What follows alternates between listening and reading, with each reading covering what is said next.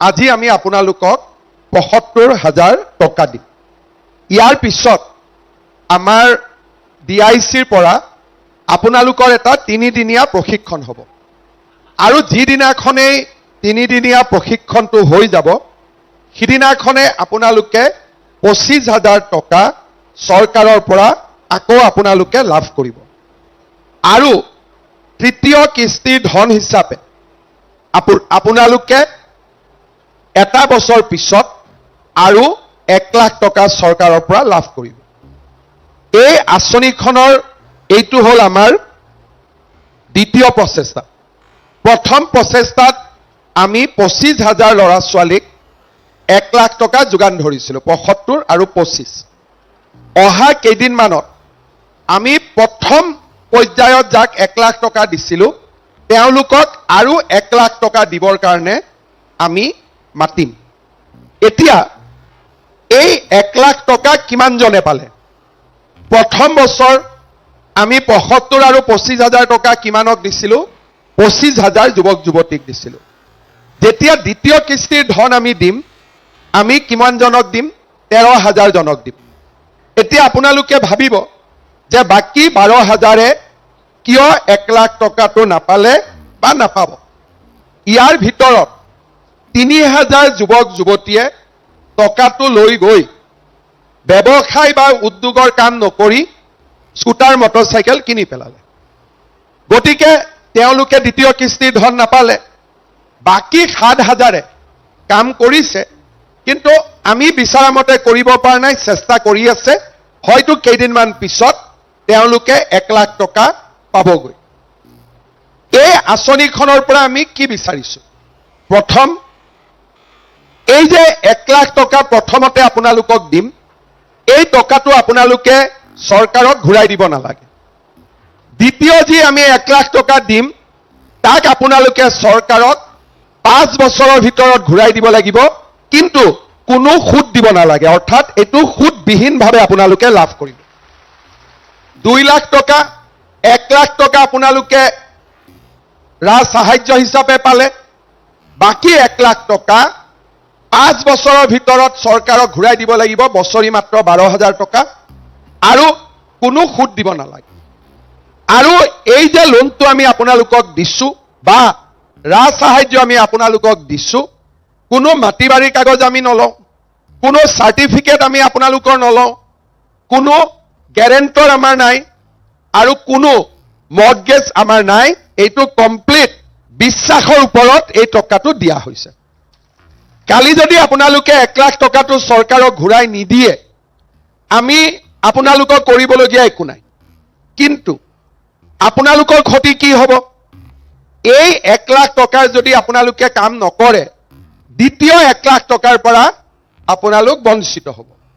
তৃতীয়তে, এই যে ২ লাখ টকা আপোনালোকে ব্যৱসায় কৰিব, আপোনালোকক আমি পৰ্যবেক্ষণ কৰিম আৰু যিসকলে ভাল কাম কৰিব তেওঁলোকক বেংকৰ পৰা আমি মুদ্ৰা, PMEGP, PMFNE আদি লোন পোৱাৰ আমি সুবিধা কৰি দিম। এতিয়ালৈকে যোৱাবাৰ যোনে ২৫,০০০ ল'ৰা ছোৱালীয়ে লোন পালে বা ৰাজ সাহায্য পালে, তাৰ ৩,০০০ ল'ৰা ছোৱালীয়ে বেংকৰ পৰা ১০ লাখ টকা লোন পাইছে। কিয়? চৰকাৰে তেওঁলোকক আগবঢ়াই দিছে আৰু চৰকাৰে তেওঁলোকৰ কাৰণে গেৰেণ্টি হিচাপে থিয় দিছে। তাৰমানে এই আঁচনিখনৰ জৰিয়তে আপোনালোকে যদি চিন্তা কৰে, চেষ্টা কৰে, প্ৰচেষ্টা কৰে, এজন সফল ব্যৱসায়ী বা উদ্যোগী হিচাপে নিজক প্ৰতিষ্ঠা কৰিব পাৰে। ইয়াৰ উপৰিও আপোনালোকে নিজেই বেংকৰ পৰা গাড়ী এখন ল'ব খুজিছিল, JCB এখন ল'ব খুজিছিল বা আপোনালোকে দোকান এখন ল'ব খুজিছিল, আপোনালোকৰ ডাউন পেমেণ্ট নাছিলে। এই ২ লাখ টকা আপোনালোকে বেংকক যি 25% ডাউন পেমেণ্ট দিব লাগে, তাৰ কাৰণেও আপোনালোকে এই ২ লাখ টকা ব্যৱহাৰ কৰিব পাৰিব। অৰ্থাৎ চৰকাৰে আপোনালোকক আগবাঢ়ি যাবৰ কাৰণে মানুহক কি লাগে? এই কেমেৰামেনে উঠি আহিলে জখলা এডাল দি, মানুহক ওপৰত যাবৰ কাৰণে জখলা এডাল লাগে। এই ২ লাখ টকাটো হ'ল ভৱিষ্যতৰ জীৱন নিৰ্মাণ কৰাৰ কাৰণে এডাল জখলা। আপোনালোকে ধুনীয়াকৈ এই জখলাডালত আৰোহণ কৰি আপোনালোক আগুৱাই যাব পাৰিব। এতিয়া আপোনালোকে ভাবিব পাৰে যে অসমত ইমান চৰকাৰ আহিলে গ'ল, কোনেওতো এনেকে 2 লাখ টকা ল'ৰা ছোৱালী গ্যাৰেণ্টি নোহোৱাকৈ কোনেও দিয়া নাই, আমি কিয় দিব ওলাইছো? তাৰ মূল কাৰণ হ'ল অসমত আমি দেখা পাইছো যে আমাৰ নিবনুৱা যুৱক যুৱতীসকলে চাকৰি নাপায়, তেওঁলোক কলৈকে যায়? কৰ্ণাটক, অন্ধ্ৰপ্ৰদেশ, তেলেংগানা, চেন্নাই আদি ৰাজ্যবিলাকত যায়, চাকৰি কৰে। কিমান টকা দৰমহা দিয়ে? 12,000, 13,000। বাহিৰত ঘৰ ভাড়া ল'বৰ কাৰণে লাগে 6-7 হাজাৰ, খাবৰ কাৰণে লাগে 4-5 হাজাৰ, দেউতাক মাকক কিবা পঠালে যদি পঠালে, কিন্তু বেমাৰ আজাৰ হলে চিকিৎসা কৰিবৰ কাৰণেও তেওঁলোকৰ লগত কোনো পইচা নাথাকে। 2025 চনৰ ছেপ্টেম্বৰত আমি এটা আঁচনি আৰম্ভ কৰিছিলোঁ। আঁচনিটোৰ নাম হ'ল শ্ৰদ্ধাঞ্জলি। মানে কি? যে বাহিৰত কাম কৰিব যোৱা ল'ৰা ছোৱালীৰ যদি মৃত্যু হয়, তেওঁলোকৰ মৃতদেহ আমি সন্মান সহকাৰে অসমলৈ উভতাই আনি দেউতাক মাকক গতাই দিম। আমি ভাবিছিলোঁ যে বছৰত কেতিয়াবা 1-2জন ল'ৰা ঢুকাব। এতিয়া আমাৰ অভিজ্ঞতা হ'ল যে প্ৰত্যেক মাহত 40ৰ পৰা 50জন ল'ৰা ছোৱালী বাহিৰত মৃত্যুমুখত পৰে। কাৰণ কি? ইয়াত বেমাৰ হ'ল, ডাক্তৰ থাকক, ঔষধ থাকক, যি থাকক নাথাকক, আপোনালোক মঙলদৈ চিভিলত যাব।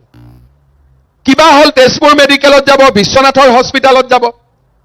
আমাৰ ল'ৰা ছোৱালীয়ে চেন্নাই বা কৰ্ণাটকত চৰকাৰী হস্পিটালত যাব নোৱাৰে, কাৰ্ড নাই, ৰেচন কাৰ্ড নাই, ইটো নাই। আৰু প্ৰাইভেট হস্পিটালত গ'লে ডক্টৰক লগ পালে তাতে 1,000 টকা দিব লাগে, ট্ৰিটমেণ্ট নকৰে, আৰু এনেকৈ ল'ৰা ছোৱালীৰ মৃত্যু হয়। এই পৰিৱেশটো আমি কেনেকে বদলাম? আজি মোৰ আন্দাজ অসমৰ 20 লাখ ল'ৰা ছোৱালী আজিৰ দিনত বাহিৰত কাম কৰি আছে। এই পৰিৱেশটো আমি কেনেকে বদলাম? চৰকাৰী চাকৰি আমি দিব পাৰোঁ। কিমান দিম? 5 বছৰত 1 লাখ, 2 লাখ, তাতকৈতো যাব নোৱাৰো। আমাক কি লাগিব? অসমত এটা উদ্যোগীকৰণৰ পৰিৱেশ লাগিব, আৰু উদ্যোগীকৰণৰ পৰিৱেশটোৰ লগত খাপ খাই আমাক ব্যৱসায় কৰা এচাম যুৱক যুৱতী আমাক লাগিব। এই বছৰ আমি অসমত 1.5 লাখ চৰকাৰী চাকৰি দিলোঁ। কি দিলোঁ? চাকৰি দিলোঁ। তাৰ মানে আমি কি কৰিলোঁ? কৰ্মচাৰীক নিযুক্তি দিলোঁ। কিন্তু এজন কৰ্মচাৰীয়ে বেলেগক চাকৰি দিব নোৱাৰে, তেওঁ নিজে চাকৰি কৰিব। কিন্তু আপোনালোকে যদি এখন দোকান দিয়ে, আপোনালোকে যদি এটা জেচিবি লয়, আপোনালোকে যদি সৰু সুৰা কৰবাত কাম কৰে, অকলেতো কৰিব নোৱাৰিব, লগত 1-2জন ল'ৰা ৰাখিবই লাগিব। তাৰ মানে আপোনালোক হ'ল, যদি সফল হ'ব পাৰে, আপোনালোকে নিয়োগৰ সৃষ্টি কৰিব। আমি আপোনালোকক কৰ্মচাৰী বনোৱা নাই, আমি আপোনালোকক মালিক বনাই আছো, যাতে আপোনালোকৰ তলত 2জন কৰ্মচাৰী থাকিব পাৰে। আজি যদি 1 লাখ ল'ৰা ছোৱালীয়ে কিবা এটা ব্যৱসায় আৰম্ভ কৰে, ৰেষ্টুৰেণ্ট খোলে, হোটেল খোলে, বিউটি পাৰ্লাৰ খোলে, যি কৰক, 2জনকৈ যদি ল'ৰাকো আপোনালোকে লগত ৰাখে, 1 লাখক 2 দি পূৰণ কৰিলে কিমান হ'ল? 2 লাখ হ'ল। আমি উদ্যোগ আনিলোঁ। জাগিৰোডত ছেমিকণ্ডাক্টৰ আহিলে 30,000 ল'ৰা ছোৱালীয়ে তাত কাম কৰিব। 30,000 ল'ৰা ছোৱালীয়ে যদি তাত কাম কৰে, তেওঁলোকৰ ল'ৰা ছোৱালীক পঢ়িবৰ কাৰণে স্কুল লাগিব, মহিলাক বিউটি পাৰ্লাৰ লাগিব, পুৰুষক চুলি কটাৰ ব্যৱস্থা লাগিব, ৰেচন লাগিব, খোৱা বস্তু লাগিব, ড্ৰাই ক্লিনাৰ লাগিব, ফলৰ দোকান লাগিব, গাখীৰৰ দোকান লাগিব। চাপৰত আমাৰ তাপবিদ্যুৎ প্ৰকল্প হৈ আছে, 50,000 কোটি টকাৰ বিনিয়োগ হ'ব। অকল ৰেল ষ্টেচনৰ পৰা চাপৰৰ মাজত কয়লা আপ এণ্ড ডাউন কৰিবৰ কাৰণে 200খন ট্ৰাক লাগিব। এই কামবিলাক কোনে কৰিব? উদ্যোগত কৰ্মচাৰীয়ে কাম কৰিব। আকৌ উদ্যোগক সেৱা কৰিবৰ বাবে আমাক যুৱ ব্যৱসায়ী লাগিব। কেণ্টিন হ'ব, গ্ৰচাৰী দোকান হ'ব। আমি এই কথাবোৰ চিন্তা নকৰাৰ কাৰণে সাধাৰণতে বাহিৰৰ পৰা মানুহ আহে, এই কামবিলাক বাহিৰৰ পৰা অহা মানুহসকলে কৰে।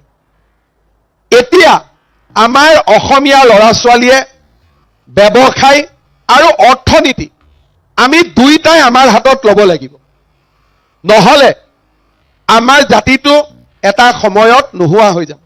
আমাৰ জাতিটোৱে তৃতীয় আৰু চতুৰ্থ শ্ৰেণীৰ চাকৰি কৰি আমাৰ জাতিটো কেতিয়াও শক্তিশালী হ'ব নোৱাৰে। যদি এচাম কাম কৰিব পৰা উদ্যোগী যুৱক যুৱতীক আমি সৃষ্টি কৰিব নোৱাৰো, আমাৰ জাতিটোৰ ভৱিষ্যত অত্যন্ত বেয়া হ'ব আৰু আমি নিজৰ মাটিতে এদিন আমি ভগনীয়া হ'ম। সেইকাৰণে আমাৰ চৰকাৰৰ প্ৰচেষ্টা যে আমি উদ্যোগীকৰণ কৰিম, চৰকাৰী চাকৰি সৃষ্টি কৰিম, লগতে আমি এচাম সফল ব্যৱসায়ী আৰু এণ্টাৰপ্ৰেনিয়ৰ উদ্যোগী উদ্যমিতা থকা যুৱক যুৱতীক আমি নিৰ্মাণ কৰিম। কেইদিনমান আগতে গুৱাহাটীত প্ৰধানমন্ত্ৰী ডাঙৰীয়া আহিছিলে, তাতে মই কৈছিলো যে এইবাৰ আমি 1.5 লাখ ল'ৰাক চাকৰি দিলো, অহাবাৰ আমি 2 লাখ ল'ৰা ছোৱালীক চাকৰি দিম।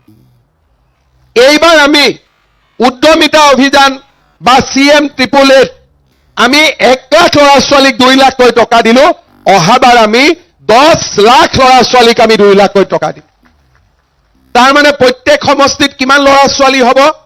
প্ৰায় 10ৰ পৰা 12,000 ল'ৰা ছোৱালীক আমি এনেকে আগবাঢ়ি যাবলৈ আমি সুবিধা দিম।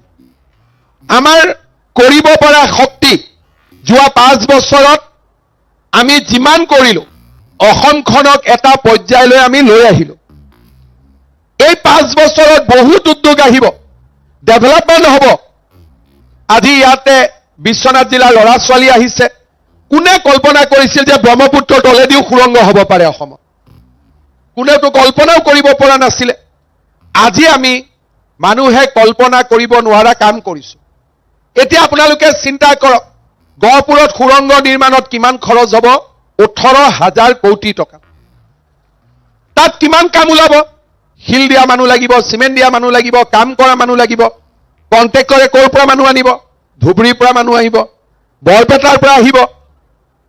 এইবাৰ আমাৰ ল'ৰা ছোৱালীয়ে কাম কৰিব শিকিব লাগিব যে আমি কাম কৰিম, বেলেগক কাম কৰিব নিদিওঁ। আমি এটা কৰ্মমুখী জাতি নিৰ্মাণ কৰিব লাগিব। মই কাকো বেয়া নাপাওঁ মনেদি, কিন্তু অসমীয়া হিচাপে মোৰ তেতিয়া বেয়া লাগে যেতিয়া আমাৰ মিয়া মুছলমানসকলে প্ৰেছ কনফাৰেন্স কৰি কয় যে আমি যদি কাম নকৰোঁ অসমীয়া খাব নোপোৱা হ'ব। এইটো আমাৰ জাতিটোৰ কাৰণে কিমান ডাঙৰ এটা বদনাম আপোনালোকে চিন্তা কৰক। ঢিঙত যেতিয়া এটা ধৰ্ষণ ঘটনালৈ গণ্ডগোল হৈছিলে, আপাৰ আছামৰ মানুহে তাৰ বিৰুদ্ধে আন্দোলন কৰিছিল। তেতিয়া তেওঁলোকে নগাঁৱত প্ৰেছ কনফাৰেন্স কৰি কৈছিলে যে আমি আপাৰ আছামত আজিৰ পৰা আৰু মাছ নপঠাম, মানুহে মাছ খাব নাপাব। তাৰমানে আপোনালোকে চিন্তা কৰক, যিবিলাক মানুহে এদিন বাংলাদেশৰ পৰা অন্ন বস্ত্ৰৰ সংস্থাপনত অসমত আহিছিল, এতিয়া তেওঁলোকে অসমীয়াক কয় যে আমি কাম নকৰিলে তহঁতি খাব নোৱাৰো। তাৰমানে কিমান পৰিৱেশৰ পৰিৱৰ্তন হ'ল। মাটিতে আজি আমি বেলেগৰ কথা শুনিবলগীয়া হৈছে যে আমি যদি কাম নকৰোঁ তহঁতি খাব নোপোৱা হ'ল। আমি যদি খেতি নকৰোঁ, খেতি কৰা মানুহ নাপাবি। আমি যদি মাছ উৎপাদন নকৰোঁ তহঁতি মাছ খাব নাপাবি। আমি যদি গাখীৰ নিদিওঁ তহঁতি গাখীৰ খাব নাপাবি। আমি যদি শাক পাচলিৰ খেতি নকৰোঁ তহঁতি আলু, বন্ধাকবি, ওলকবি খাব নোৱাৰিবি। আজি কাৰ্যত এইটোৱে হৈছে। আৰু আমাৰ অসমীয়া মানুহে এই কথাবোৰ নীৰৱে শুনে। শুনি কি কয় যে সিহঁতি নকৰিলে কাম কোনে কৰিব? কি ভগৱানে আমাক 2টা ভৰি দিয়া নাই? ভগৱানে আমাক 2খন হাত দিয়া নাই? তেওঁলোকেও কাম কৰক, আমি বাধা দিয়া নাই। কিন্তু আমি কাম কৰিব নোৱাৰো বুলি এই বদনামটো আমি কেনেকে ল'ব পাৰো? আজি আমাৰ তেজপুৰত 10ডাল 20ডাল লেচু গছ লগালেই আমি কিমান টকা উপাৰ্জন কৰিব পাৰো। কিন্তু আমাৰ অসমীয়া মানুহে আকৌ লেচু গছ কেইডালো তেওঁলোকক ভাড়াতহে দিব। ফলত কি হৈছে? মঙলদৈৰ পৰা যিসকল আহিব বুজি পাব যে মঙলদৈ টাউনত হিন্দুৰ কাম হৈছে খালি মাটি বিক্ৰী কৰা, কিনা মানুহ নাই। আমাৰ অসমত আজিকালি মাটি বাৰী হিন্দুৰ পৰা মুছলমানত বিক্ৰী হ'লে, মুছলমানৰ পৰা হিন্দুত বিক্ৰী হ'লে মোৰ পাৰ্মিশ্যন ল'ব লাগে। 100টা যদি ফাইল আহে 10টাহে হিন্দুৱে কিনা আহে, 90টা হিন্দুৱে বিক্ৰী কৰা ফাইল আহে। কাৰণ কি? আমাৰ লগত টকা নাই। ব্যৱসায় নকৰিলে টকা ক'ৰ পৰা আহিব? আমি গালি পাৰিব পাৰোঁ, কিন্তু কাম কৰাটো কাম কৰেই। সেইকাৰণে মইতো ক'ব নোৱাৰো যে তই কাম নকৰিবি, তই যদি কাম নকৰ কোনে ইয়াতে মাছ দিব? আমাৰ অসমীয়া ল'ৰা ছোৱালীয়ে ক'ব লাগিব ঠিক আছে তেওঁলোকে কৰক, কিন্তু তেওঁলোকে যদি এটা ফিচাৰী বনাইছে আমিও দুটা ফিচাৰী আমিও বনাম। জয়াই অসম ক'লে কোনোবা জাতি বাচিব পাৰে নেকি? জয়াই অসমটোতো মন্ত্ৰ নহয় যে উচ্চাৰণ কৰিলে ভগৱানে আমাক আহি দি থৈ যাব, যা দিলো ফু মাৰি দিলো তই জয়াই অসম কৈছে। আন্দোলনৰ সময়ৰ পৰাই অসমীয়া ল'ৰা ছোৱালীয়ে কাম নকৰি শ্লোগান দিব শিকি গ'ল, ভাল ভাল শ্লোগান দিয়ে। শ্লোগানে এটা জাতিক জীয়াই ৰাখিব নেকি? কামৰ কাৰণে এতিয়া আমি আগবাঢ়ি যোৱাৰ সময় হ'ল, আৰু যদি কৰ্মমুখী আমি নহওঁ আমাৰ জাতিটো কেতিয়াও জীয়াই থাকিব নোৱাৰে। আগত কমপ্লেইন আছিলে টকা দি চাকৰি ল'ব লাগে, কমপ্লেইন খতম। কাম কৰিব খোজো টকা ক'ত পাম, এতিয়া টকাও আপোনালোকৰ হাতত দিলো, আৰু কি কৰিব পাৰিম? বোলে মুখ্যমন্ত্ৰীয়ে ৰাতিপুৱা ভাতটো বনাই খুৱাই দিব লাগে, সেইটো হ'লে বেলেগ কথা, কিন্তু পৰিৱেশ এটা আমি আপোনালোকক দিছো। আৰু পৃথিৱীত কোনো চৰকাৰ নাপাব যোনে ইমান খোল্লা কৰি অসমীয়াৰ হৈ কথা কৈ থাকে। মোৰ ওপৰত গোটেই ভাৰতত কিমান কেছ হৈছে তাৰ হিচাপ নাই এইবিলাক কথা কৈ থাকো কাৰণে। কিন্তু কিয় কওঁ, কাৰণ নিজৰ চকু দি এটা জাতি ধ্বংস হোৱাটো দেখা পাব নোৱাৰি। সেইকাৰণে আপোনালোকে সুযোগ লওক, পুৰা সুযোগ লওক। চৰকাৰৰ কাম কাজ আপোনালোকে কৰক, ব্যৱসায় আপোনালোকে কৰক, আৰু উৎপাদন আপোনালোকে কৰক। আমি কাকো মানা নকৰো, তেওঁলোকো কৰক, কিন্তু আপোনালোকেও কৰক। কাৰণ নিজৰ জাগাত কাম কৰাৰ অধিকাৰ আমাৰ প্ৰথম আছে, কাৰণ আমাৰ দেশ এইখন আমাৰ ৰাজ্য। এই কথাবোৰ যদি আমি অনুভৱ কৰিব পাৰো, এই কথাবোৰ যদি আমি বুজিব পাৰো, আমাৰ ৰাজ্যখন আগবাঢ়ি যাব, জাতিটো জীয়াই ৰাখিব পাৰি। আৰু এইটোৱে অসমীয়াৰ শেষ সময়। আমাৰ অসমত ইমান বাওপন্থীৰ সৃষ্টি হৈছে, আমাৰ অসমত ইমান তথাকথিত ধৰ্ম নিৰপেক্ষ ব্যক্তিৰ জন্ম হৈছে, আমাৰ পিছত হয়তো আৰু অসমীয়াৰ কাৰণে কথা কোৱা ৰাজনৈতিক দল আৰু নাথাকে। আজি মই ৰাতিপুৱা এছেম্বলিত কৈছো যে কেতিয়ানো শংকৰ আজান হৈ গ'ল আমিতো গমেই নাপালো। হ'ব লাগিছিল কি শংকৰ মাধৱ, ক'ব নোৱাৰাকৈ শংকৰ আজান হৈ গ'ল। এতিয়া আমি গুৱাহাটীত এটা উদ্যান এখন বনাইছো, শৰাইঘাট ৰণ স্মৃতি উদ্যান। মই আহোমৰ সাঁচিপাত চালো যে লাচিতৰ লগতনো কোনে কোনে যুঁজিছিল, আমি নামবিলাক লিখিলো। লাচিতৰ লগত যুঁজা মানুহৰ নাম কি সাঁচিপাতত লিখা আছে, মিৰি সন্দিকৈ, হৰনাথ, নৰনাথ, আমি নামবিলাক লিখিছো, অহা 7 দিনত উদ্বোধন হ'ব। কিন্তু যিবিলাক নাম আমি সাঁচিপাতত চাই লিখিলো সেইবিলাক নামটো আমি শুনাই নাছিলো, আমি বাঘ হাজৰিকাৰ নামহে শুনি আছিলো। মিচিং মানুহ এজন যে লাচিতৰ প্ৰধান উপসেনাপতি আছিলে, আমাকতো হিষ্ট্ৰীত কোৱাই হোৱা নাছিলে। মই চেক কৰিলো, হয় কথাটো। এই কথাবিলাক আমাৰ অসমত মানুহে আমাক আফিং কানি খুওৱা দি আমাৰ জাতিটোৰ বুৰঞ্জীও পৰিৱৰ্তন কৰি পেলাইছিলে। আজি আপোনালোকে চিন্তা কৰক, আমাৰ অসমত এজন অসমীয়াই যদি এক কথা মাটি দখল কৰে, ডিচি নটিছৰ পিছত নটিছ আহিব। আৰু তেওঁলোকে কিমান দখল কৰি ৰাখিছিলে, 40 লাখ বিঘা মাটি। মোৰ যদি মই ক'বাত 1 বিঘা মাটি দখল কৰো, কিমান অত্যাচাৰ হ'ব ডিচি এছপিৰ পৰা। কিন্তু তেওঁলোকে কিমান দখল কৰিলে, 40 লাখ বিঘা, কোনো চাওঁতাই নাই। ওৰাঙতো দখল কৰিলে, কাজিৰঙাতো কৰিলে। আমাৰ মানুহে কাজিৰঙাত মাটি দখল কৰাৰ সাহস কৰিব পাৰিব নেকি? বৰষুটি, লামডিং, ইটো সিটো আমি কিমান উলিয়ালো, 1.5 লাখ বিঘা। আৰু অহাবাৰ মই কিমান খালী কৰিম বুলি কৈছো, 5 লাখ বিঘা। এনেকে কোৱা মুখ্যমন্ত্ৰী নাপাব আৰু ডাইৰেক্ট কোৱা যে 1.5 লাখ খেদিলো আৰু 5 লাখ অহাবাৰ খেদিম। কিন্তু নিজে কিনা মাটিৰ বাটো মই খেদিব নোৱাৰো, পাৰিম জানো? গতিকে নিজে কিনা মাটিততো মোৰ অধিকাৰ নাই, আমি বেদখলৰ পৰাহে খালী কৰিব পাৰো। যদি আমাৰ মানুহে মাটি বিক্ৰী কৰি থাকে, আমি ক'ৰ পৰা জাতিটোক ধৰি ৰাখিম? কিন্তু টকা নহলে ছোৱালীৰ বিয়া পাতিবতো বিক্ৰী কৰিবই লাগিব, ল'ৰাক পঢ়াবৰ কাৰণে বিয়া পাতিবই লাগিব। গতিকে অসমীয়াই এতিয়া টকা ইনকাম কৰিব শিকিব লাগিব, অসমীয়ায়ো ব্যৱসায় কৰিব শিকিব লাগিব, অসমীয়ায়ো কপালৰ ঘাম মাটিত পেলাই কাম কৰিব শিকিব লাগিব। আৰু সেই কাৰণেই মই এই CM-AAA আঁচনিখন আনিছো। পিছত যদি লাগে নহয় মামা 2 লাখ কম হৈছে, আৰু 1 লাখ দিয়ক, মই আৰু 1 লাখ দিব ৰাজি আছো, কোনো কথা নাই। কিন্তু আপোনালোক এই টকাটো ভালকৈ খৰচ কৰিব। বোলে মই বিজেপিৰ মণ্ডলৰ আছো, বুথত আছো, গতিকে এনেই দিছে মোক, এইটো নহয়। বিজেপি বুলি টকাটো পাব পাৰে, কিন্তু কাম কৰিব লাগিব। হ'ব, বুজি পালে গোটেইখিনিয়ে? পাৰ্টীয়ে ৰাস্তা দেখুৱাব পাৰে, কিন্তু আমি সুবিধাটো নিজে সৃষ্টি কৰিব লাগিব। আজি আমি ইয়াতে 6,000 ল'ৰা ছোৱালীক 1 লাখ দিছোঁ, অহাবাৰ 1 লাখ দিব আহোঁতে 2,000 থাকিব।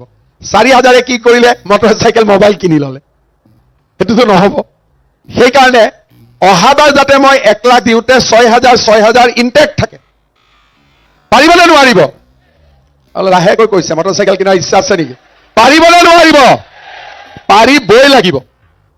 এই সময়তে আমি জাতিটোক পুনৰ নিৰ্মাণ কৰিব লাগিব আৰু অসমখন আমি সুজলা সুফলা কৰি গঢ়ি তুলিব লাগিব। এইখিনিয়ে ক'বলগীয়া আছিলে, বেছি দীঘলীয়া নকৰোঁ। কেইখনমান চেক দিম, ৰাষ্ট্ৰীয় সংগীত, তাৰপিছত আপোনালোকে ধুনীয়াকৈ চেক লৈ ঘৰলৈকে যাব। 3 দিনৰ কাৰণে নিজৰ জিলাতে সৰু ট্ৰেইনিং হ'ব আৰু 25,000 পাব। আৰু অহাবাৰ আমি আৰু 1 লাখ ল'বৰ কাৰণে ইয়াতে উপস্থিত হ'ম। হ'ব?